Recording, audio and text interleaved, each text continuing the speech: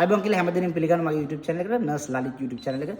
මේකේ අපි වීඩියෝස් මාලාවක් කතා කරා. අපි මෙඩිකල් සම්බන්ධ දේවල් තමයි මෙතනින් කතා කරන්නේ. මුලින්ම අපි gyn and obs gynecologic and obstetrics කියන මාතෘකාව යටතේ තමයි අපි කතා කරන්නේ.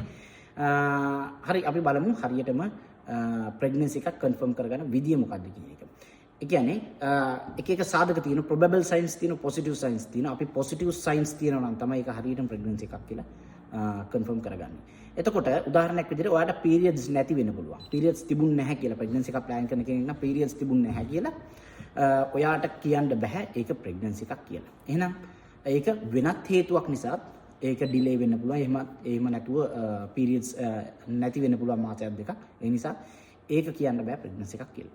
ඒත් එක්කම urine වල ඕගොල්ලෝ බලනවනේ HCG. HCG කියලා කියන්නේ human chorionic gonadotropin කියන හෝමෝන් එක. සාමාන්‍ය pregnant වුණාට පස්සේ urine HCG එකක් කරාට පස්සේ මෙන්න මේ HCG strip එක positive වෙනවා. ඒ කියන්නේ එතකොට ඔයා හිතනවා හරි එහෙනම් pregnancy එකක් කියලා. නෑ. එහෙම වෙන්න බෑ. සමහර වෙලාවට සමහර cancers තත්ත්වයන් නිසා, සමහර ලෙඩ රෝග තත්ත්වයන් නිසා මෙන්න මේ හෝමෝන් එක වැඩිවීමක් සිද්ධ වෙන්න පුළුවන් ඇඟේ. එතකොටත් මේ HCG එක positive වෙන්න පුළුවන්. ඒ HCG එක positive වුණා කියලා ඒක HCG positive කියන එකත් probable sign එකක් තමයි pregnancy එකේ. ඒ කියන්නේ pregnancy එකක් වෙලා තියෙනවා කියලා හිතන්න පුළුවන්. නමුත් හරියටම වෙලා කියලා confirm කරගන්න බෑ. මොකද සමහර රෝග තත්ත්ව තියෙනවා bladder cancers කියලා කියන්නේ මුත්‍රාශය පිළිකා. ඒ වගේ අසාමාන්‍ය ශෛල වර්ධනයක් නේ පිළිකාවක සිද්ධ වෙන්නේ.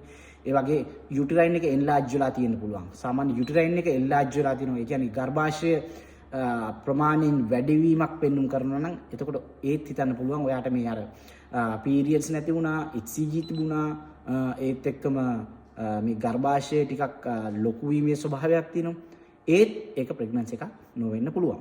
විවිධ හේතු සාධක නිසා ඒක එහෙම නොවෙන්න පුළුවන්. එතකොට ඒවා probable signs වෙන්න පුළුවන්. ඒ කියන්නේ pregnancy එකට සමාන දේවල් තමයි ඒ පෙන්눔 කරන්නේ. නමුත් lung cancer එකක් එහෙම නැත්නම් uterine එහෙම නැත්නම් cervical cancer එකක් ඒ කියන්නේ gap ගෙල පිළිකාවක් lungs වල මොකක් හරි පිළිකාවක් තත්ත්වයක් නිසා මෙන්න මේ හෝමෝන් එක රිලීස් වෙන්න පුළුවන් blood වලට.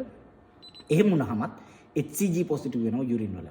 එතකොට එහෙනම් ඔයාට කියන්න බෑ periods නැත්නම් ඒකට අපි කියන amenorrhea කියලා. periods නැහැ සාමාන්‍ය regular විදිහට එන එක නැවතුණා. ඒක නැහැ. ගර්භාෂයත් ලොකු වීම පටන් ගත්තා. ඒත්කම HCG තියෙනවා. හැබැයි මේක probable signs වෙන්න පුළුවන්. බොහෝ වෙලාවට pregnancy එකක් වෙන්න පුළුවන්. එහෙම නොවෙන්නත් පුළුවන්. එතකොට එහෙනම් කොහොමද මේක confirm කරගන්නේ? confirm කරගන්න නම් තියෙන්න ඕනේ සාමාන්‍ය සති 8කට පස්සේ ගර්භාෂයේ මේ වර්ධනය වෙන කලලයේ එහෙම නැත්නම් මේ fetus එක කියලා කියනවා අපි. ඒකේ heart එක develop වෙලා heart එකේ sound එක එන්න පටන් ගන්නවා. එන්නේ sound එක අහන්න පුළුවන් නම් අන්න ඒක හරියටම confirm කරන්න පුළුවන් pregnancy එකක් කියලා. ඒ වගේම fetal movement එක. ඒ කියන්නේ ළමයා ඒ හැදින ළමයා ගර්භාෂයේ movement එකක් කරනවා නම් අන්න ඒක අපිට කියන්න පුළුවන් pregnancy එකක් confirm කරලා pregnancy එකක් කියලා.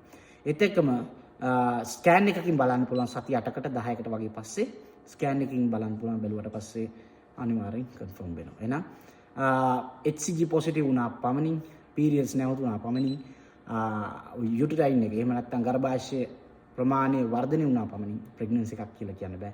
pregnancy එකක් ඒවා probable signs වෙන්න පුළුවන් සාධක. නමුත් විය නොහැකි තත්ත්වයක් තියෙන්න පුළුවන්. හරියටම confirm කරගන්න නම් සති 8කට පස්සේ fetal heart rate එක ඇහෙනවා නම් ළමයාගේ ඒක අපිට ක්ලිනික් එකකට ගිහිල්ලා අහන්න පුළුවන්.